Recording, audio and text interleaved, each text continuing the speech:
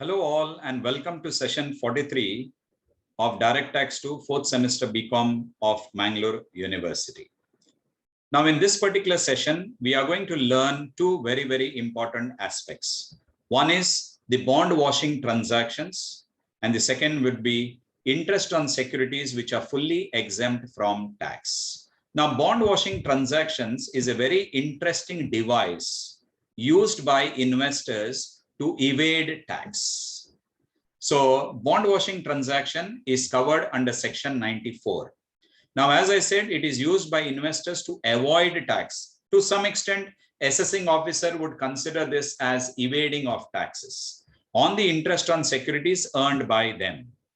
Here, the investors sell the securities just before the due date and purchase the same after the due date of interest on a regular basis. Let's take example. First of all, understand what do you mean by a due date.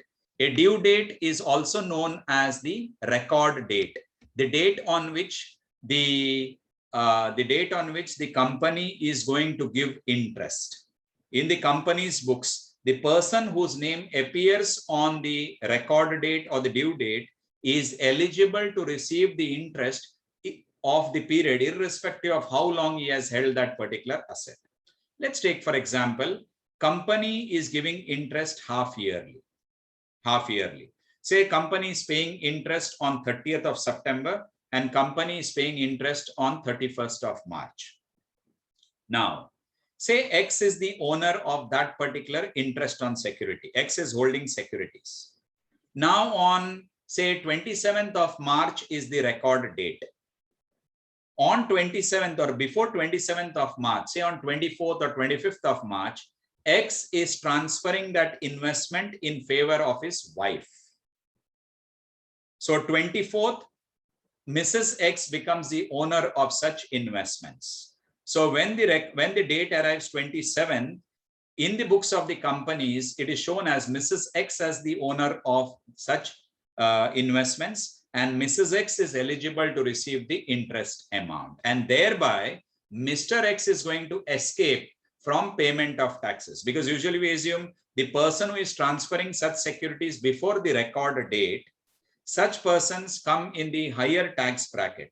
And if interest on securities is included in their income, they will further move to the highest tax bracket. So for that reason, before the record date, the SSE may transfer such investments in the name of a known person, and after the record date is over, they will buy back those securities from such such earlier buyers. So thereby, avoiding payment of taxes. Now, what is the income tax rule as far as bond washing transactions are concerned?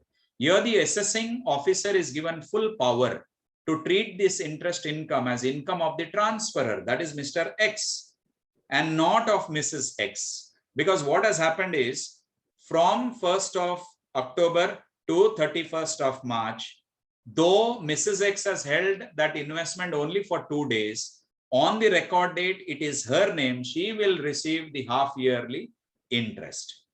So now the assessing officer will decide, and say maybe on 3rd of April, Mr. X will buy back those securities from Mrs. X. So that income remains at home, and also probably Mrs. X's income is very less and she doesn't have to pay tax at all. And thereby Mr. X escapes from payment of taxes on such interest. So assessing officer has the power to decide or treat such interest income, whether it should be included in transferor's income or whether it should be included in transferee's income. Here the onus is on the transferor to prove to the assessing officer that it is not a bond washing transaction and that he has not avoided tax in the preceding 3 years. If he has done so, then such an income will be included as income of the transferor. So bond washing transaction is not illegal, but the onus is on the transferor to prove to the assessing officer that bond washing, the transaction is not a bond washing transaction, or else the assessing officer will have full power to decide in whose income this interest on securities to be included. The next part that we have is interest on securities which are fully exempt from tax. So interest on bonds, deposits which are fully exempt from tax, and covered under section 10 subsection 15, which are, let's look at the list. 12 years national saving annuity certificate, national defense gold bonds issued in 1980, special bearer bonds issued in 1991, treasury saving deposit certificates issued for a period of 10 years, post office cash certificates for 5 years, national plan certificate for 10 years, national plan savings certificates issued for a period of 12 years, post office national savings certificates issued for either 12 years or 7 years. Very, very important. Post office savings bank account interest is exempt up to rupees 3,500 if it's an individual account. And if it's a joint account, the interest is exempt under section 1015 up to rupees 7,000. So interest on post office savings bank account is exempt up to 3,500 for an individual account. And for joint account, the interest is exempt up to rupees 7,000. Then we have post office cumulative time deposit account issued for a period of 15 years. Fixed deposit scheme governed by the Government Savings Certificate Fixed Deposit Rules 1968. Fixed deposit scheme governed by the Post Office, that is Fixed Deposit Rules 1968. Special deposit schemes, started in the year 1981. Then we have public account in Post Office up to rupees 5,000. Then you have interest on 7% capital investment bonds. This exemption is available only for individuals and HUF.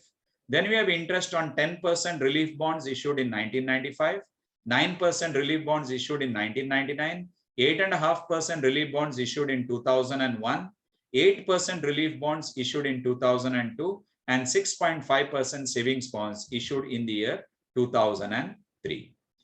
Then we have interest received by a non-resident Indian from notified bonds in NRI bonds, that is non-resident Indian bonds issued in 1988, that is by the State Bank of India. Then any interest on notified bonds issued by a local authority is exempt from tax. Then we have interest on notified bonds or debentures of public sector companies. So interest on such bonds or debentures is also exempt from tax, provided the word notified is given. So interest on notified bonds issued by local authority, interest on notified bonds or debentures issued by a company. Then we have 9% and 10% secured redeemable non-convertible bonds of India issued India Railway Finance Corporation. Then we have 10.5% secured redeemable non-convertible bond issued in 1987 and issued by NHPC.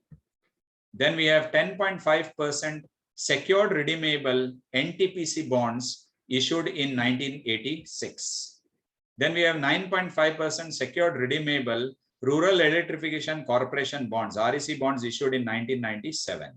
Then we have 10.5% HUDCO's tax-free bonds. We have interest on securities held by the Welfare Commissioner of Bhopal gas victims, that is with the RBI.